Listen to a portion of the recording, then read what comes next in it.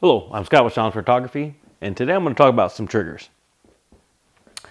for studio and location work. This is a trigger I used to use in my studio all the time. This set on the shelf, I never had to change any of the settings.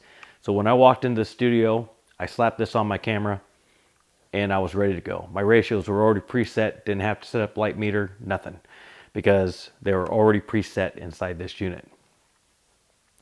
When I did white background, I would use C channel, and if I was using strip boxes for the background to do rim light, I would use the D channel, but my A and B channels would never change. Now, well, I've had this for a while, but ever since this unit's come out, this is what I use in studio. So this is the Flashpoint Pro Mark II. I use this in studio, and the reason why is due to the fact that now, instead of having to save my settings in this unit, I can always save them in this. And I don't have to use 4 different channels. I just have to use 3. And then I can sit there and save my settings inside this unit. And then when I'm ready to go to a white background, I just load up that preset. And if I want to do strip boxes, I go ahead and do that preset. And it will Bluetooth and transfer that information over to this trigger as well as the flashes. So therefore now this is my new studio unit.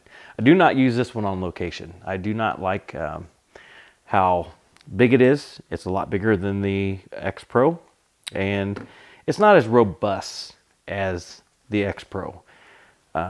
This is a lot lighter. It feels flimsy to me compared to the X Pro and the XT32.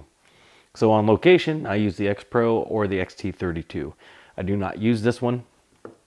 But in studio, what's nice about this is you can control your modeling lights independently, your sounds independently. I have not been able to get this group function to fire independently or independent groups. So if there is some kind of feature that I'm missing, please post it down to the comments below. I'd appreciate that, because again, when you push the button, it fires, but none of the lights fire at all. I don't know what's going on there. There was a firmware update for this, which was version 1.5, that added a scanning feature. So when you went in here to scan, I'll bring this onto the close-up camera, you'd hit start and then you'd hit run, and it would scan through the frequencies of the 2.4 gigahertz system and find the best channel that's going to be best for your situation. So it takes a little while, but once it stops, it'll come up and give me some settings here. So it's almost done. Right now it's saying that 32, 29, 30, 17, 24, 16, 18, and 11 are the best channels that I should be on for this area. When you go into a different area, I'd scan it again, and you'll find that those frequencies will change. So it's nice to have that little thing. So if you haven't upgraded yet, I would upgrade to the 1.5. And again, there's a link on the firmware update video showing this. So go ahead and go to that one if you want to see that. Again, it's a lot bulkier, a lot flimsier. It's just not robust compared to this one and the XT32. And most of the time I'm using the XT32 because I just like that form factor. And again, it's a lot beefier and heavier than this one.